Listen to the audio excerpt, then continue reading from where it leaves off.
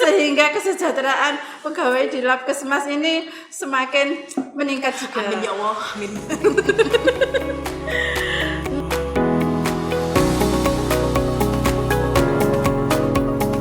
Assalamualaikum warahmatullahi wabarakatuh. Shalom, Om Swastiastu, Namo Buddhaya, salam kebajikan. Hai kawan Lakomo, bertemu lagi dengan saya Rian Selvia Aktifani di Lakomo Bicara. Nah, untuk acara hari ini kita akan berbicara soal mutu dan akreditasikan di laboratorium lingkungan di Laboratorium Kesehatan Kota Mojokerto ini. Nah, untuk berbicara soal itu kan nggak mungkin nih, saya kan sendiri ya. Saya akan ditemani oleh Ibu Siti Khoiria. Beliau merupakan PJ Mutu di Labkes Kota Mojokerto ini. Selamat sore Ibu Siti, terima kasih sudah bergabung dengan kami. Nah, sebelum kita bahas lebih lanjut nih Bu, bisa Ibu perkenalkan diri dulu untuk kawan-kawan Lakomo, biar kawan-kawan Lakomo ini lebih mengenal Ibu Siti nih, monggo. Ya.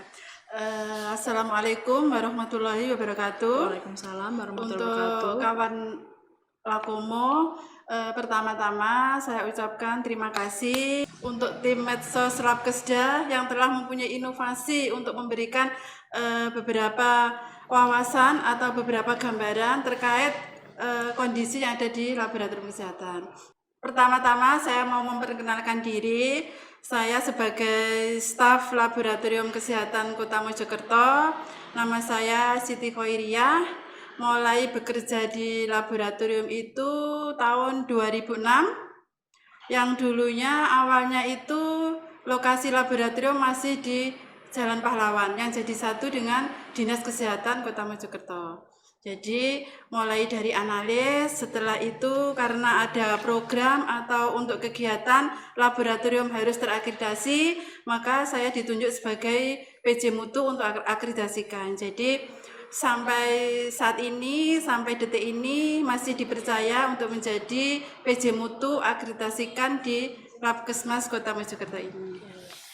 Nah Bu, untuk akreditasikan itu sendiri itu seperti apa sih Bu? Bisa dijelaskan awal mulanya, kapan nih dari akreditasikan itu berjalan di sini? Terima kasih Mbak Rian.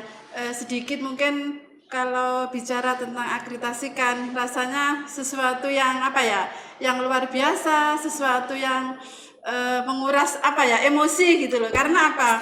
Karena mulai dari tahun 2006 ya. Semenjak saya di Labkesda ya dulu ya.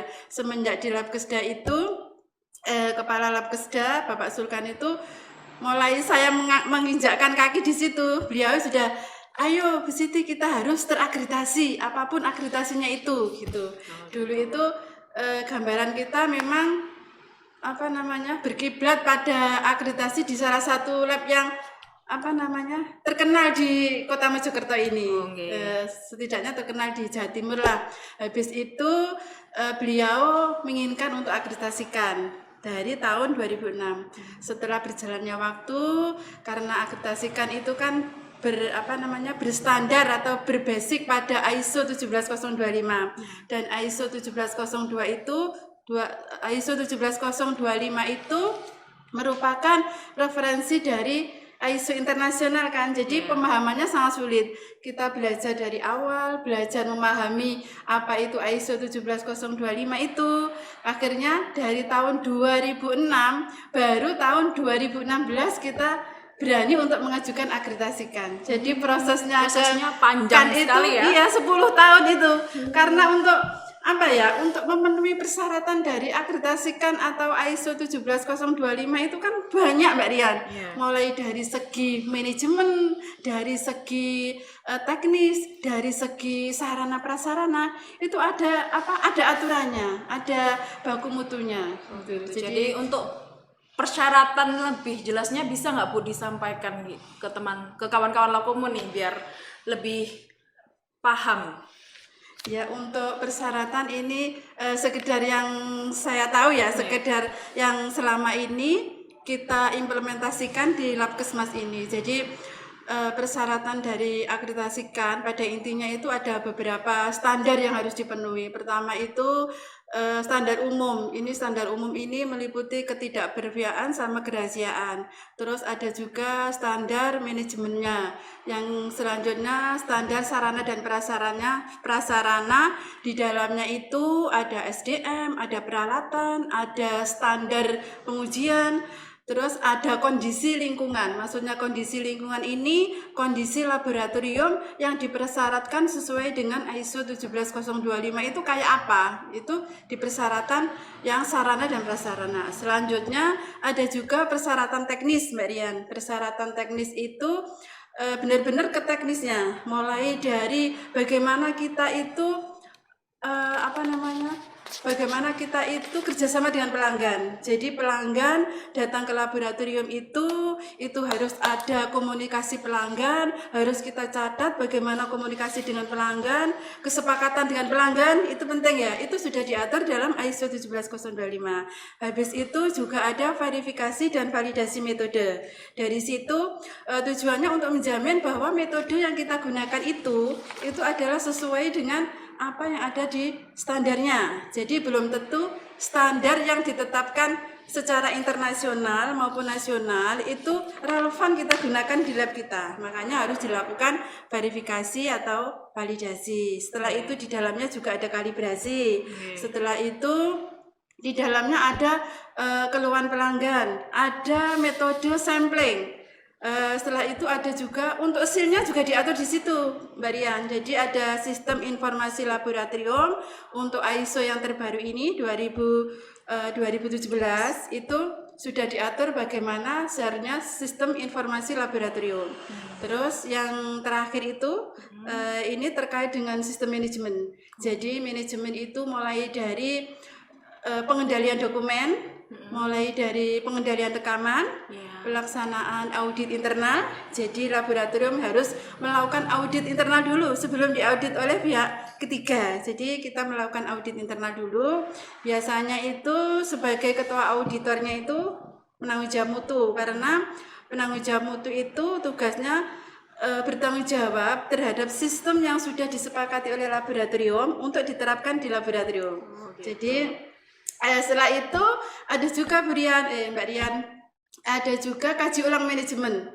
Atau kaji ulang manajemen itu adalah pure sebenarnya wewenang dari kepala laboratorium atau manajemen puncak. Jadi di kaji ulang manajemen itu nanti direview kegiatan mulai dari awal sampai akhir itu direview oleh kepala laboratorium. Setelah itu nanti ditindaklanjuti. Setelah itu harus ada continuous improvement. Jadi kita nggak boleh di ISO 17025 itu hanya duduk manis, diam di tempat, itu nggak boleh. Sesekali gitu, Ya, boleh ya. itu harus inovasi. Sebenarnya sudah diatur, harus inovasi dan inovasi. Tidak boleh standby di tempat, itu tidak boleh.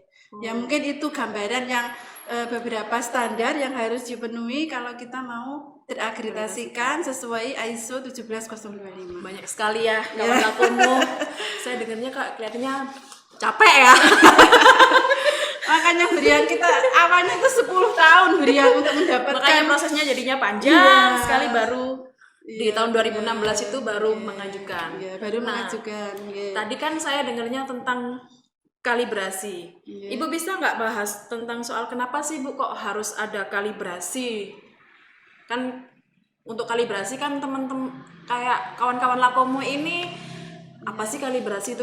Kadang juga kan apa sih kalibrasi itu nggak banyak orang yang kayak nggak ngerti gitu loh apa itu kalibrasi, terus ngapain sih kok harus dikalibrasi gitu. Mungkin sekedar info. Ada pepatah sih sebenarnya Mbak Rian. Ada pepatah, sepandai-pandai analis kalau alatnya itu nggak akurat, masa bisa menghasilkan hasil yang akurat? Kan enggak. Sebegitu juga baliknya. Jadi sepandai-pandai atau secanggih-canggihnya analis, kalau alat yang digunakan untuk memberikan hasil uji itu tidak akurat, maka hasil yang kita berikan juga tidak akurat. Dan untuk menjamin keakuratan dari alat tersebut, kita melakukan kalibrasi. Itu ada dua sebenarnya Mbak Rian. Kalibrasi secara eksternal dan secara internal. Kalau secara eksternal itu biasanya ke via lab lain. Jadi nanti itu dari alat yang kita punyai itu dikalibrasi oleh pihak ketiga. Dari situ nanti pihak laboratorium akan melakukan evaluasi hasil kalibrasi terhadap korelasi dari pembacaan alat tersebut.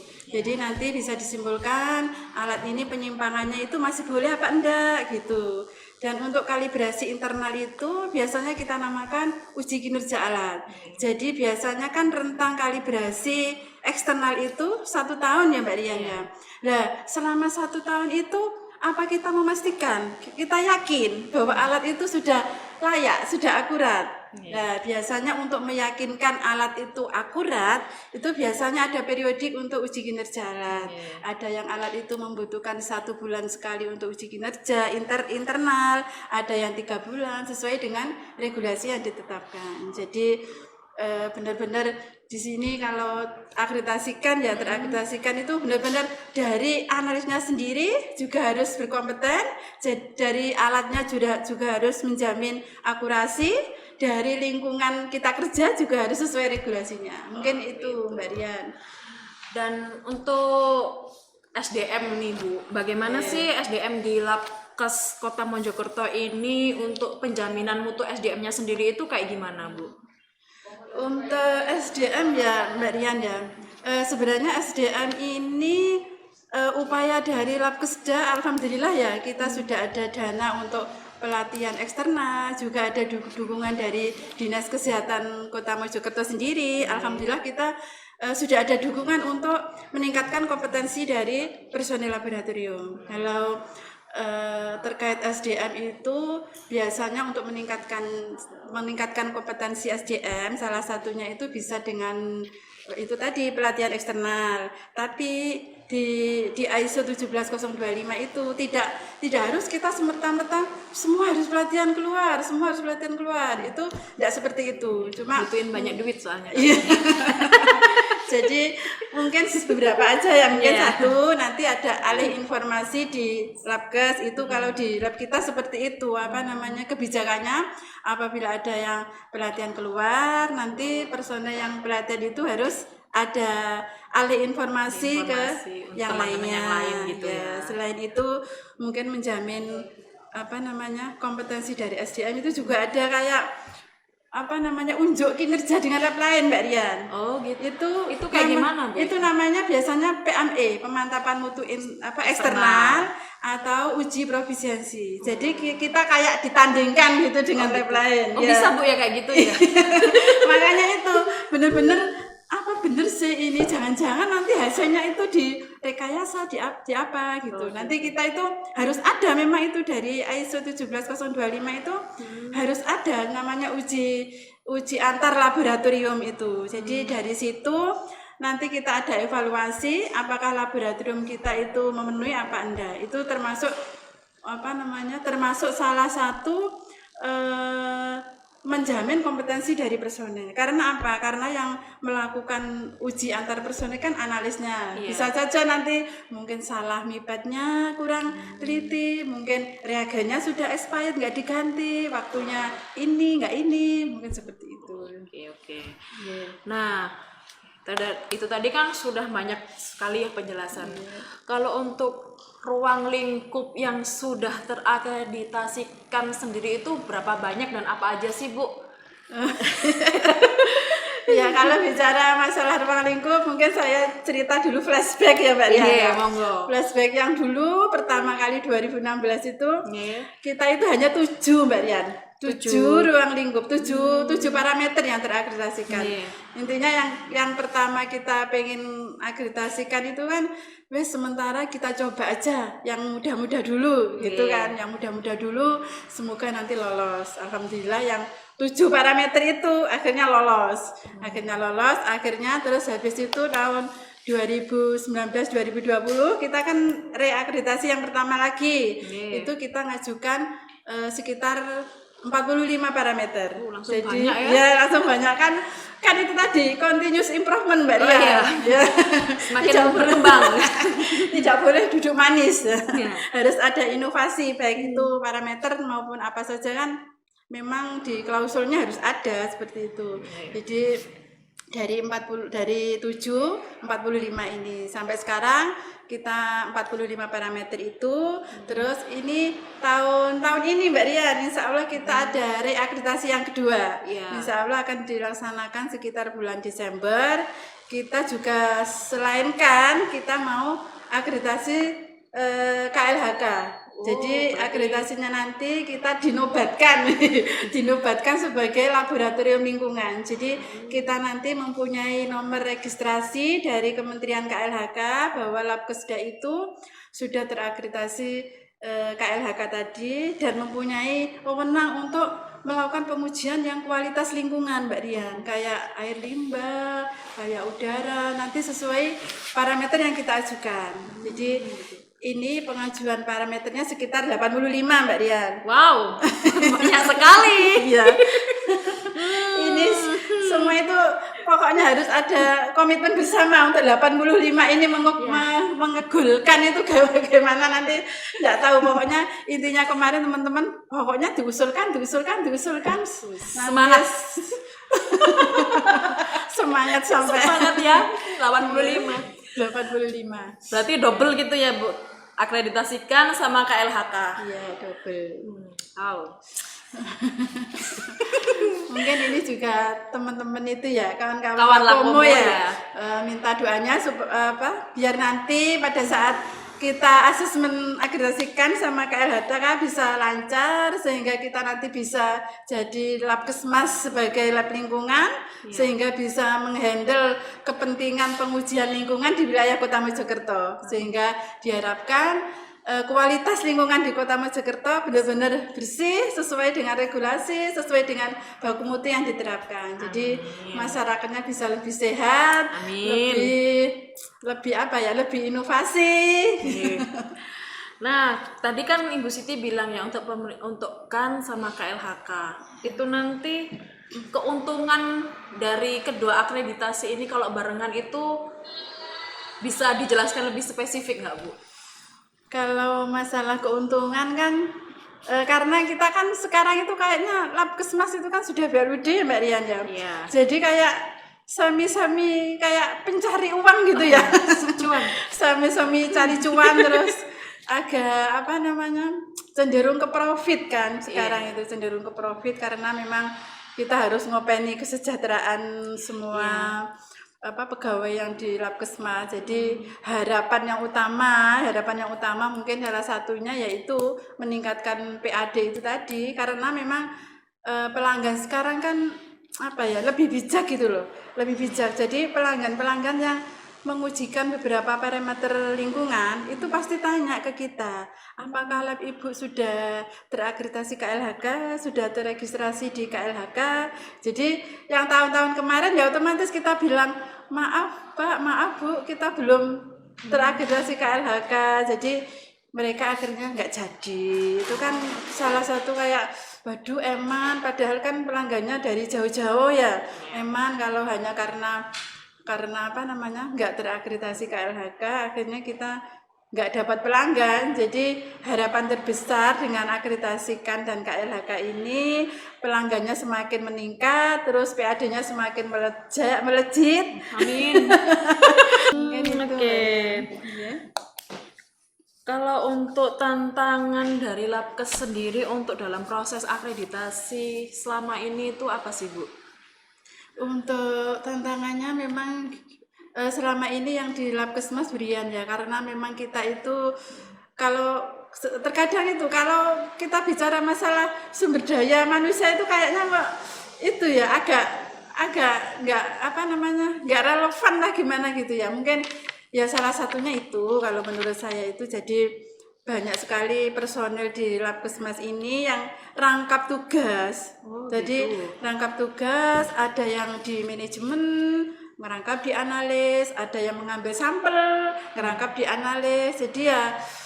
Jadi ya kadang untuk implementasi klausul yang dikan itu kadang ada sedikit hambatan. Mungkin waktunya melakukan pemantapan mutu internal, misalnya waktunya uji antar personil. Mungkin jadwalnya bulan Oktober, karena sesuatu hal di bulan Oktober, ternyata bulan Oktober itu loh banyak sampling, banyak kegiatan manajemen, akhirnya jadwalnya mundur. Ya seperti itulah. Iya. Banyak juga ya hambatan-hambatannya. Nah, untuk harapan Ibu Siti nih untuk kedepannya terkait pelayanan Labkes di Kota Mojokerto ini seperti apa, Bu? Ini harapannya kalau pelayanan di Labkes yang pertama mungkin karena ini kan sudah sistem digitalisasi ya Mbak Rian ya. Jadi bagaimana kita itu tadi menerapkan seal-nya itu, benar-benar kita terapkan, terus birokrasinya itu benar-benar singkat, cepat, jelas dan disukai pelanggan, tapi tetap ada regulasi yang ada. Yang utama kan disukai pelanggan. Ya, disukai pelanggan itu yang penting. Jadi mungkin pelanggan nanti kalau mau melakukan pengujian di Labkesmas itu bisa cepat. Jadi mungkin pelanggan itu WA, saya mau mengujikan air limbah ini bagaimana, langsung ada waktu misalkan 2 menit ya sudah bisa penawaran itu di-share ke pelanggan. Terus untuk harapannya juga gitu, dengan akreditasikan dan KLHK nanti harapannya pelanggan semakin banyak Mbak Rian, seperti tadi ujung-ujungnya di kesejahteraan semakin meningkat. Terus begitu, untuk meningkatkan itu kita harus berupaya meningkatkan ruang lingkup yang ada, terus dikembangkan, dan continuous improvement itu mengembangkan mungkin tahun-tahun yang akan datang kita mengembangkan untuk pengujian udara ambien Mbak Rian. Jadi kita sudah punya alat, alhamdulillah sudah dapat alat dari Dinas Kesehatan untuk pengujian udara ambien. Jadi harapannya nanti 2025 kita sudah melakukan pengujian udara ambien, walaupun untuk tahun ini belum didaftarkan, diakreditasikan. Gitu. Mungkin itu aja. Nih. Ya, kawan Lakomo, akreditasikan itu tidak hanya menjadi jaminan kualitas bagi Labkes Kota Mojokerto, tapi juga perlindungan publik.